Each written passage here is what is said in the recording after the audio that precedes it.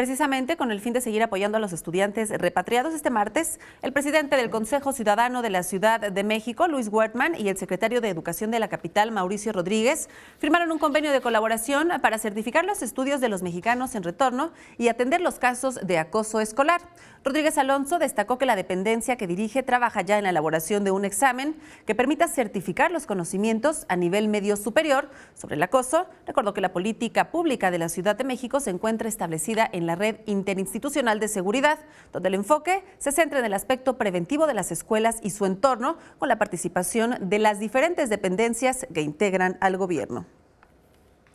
Y por otra parte, el comisionado presidente del Instituto de Transparencia, Acceso a la Información Pública y Protección de Datos Personales, Mucio Hernández, urgió a los legisladores locales a armonizar la ley local con la federal en materia de protección de datos personales, combate a la corrupción y transparencia antes del 27 de julio, para mantener a la Ciudad de México en el primer lugar en la materia que lo ubica como referencia nacional. Advirtió de que no hacerse así se tendría que aplicar la ley general, que tiene ciertos vacíos en rubros como el consentimiento, piedra angular en la protección de los datos personales.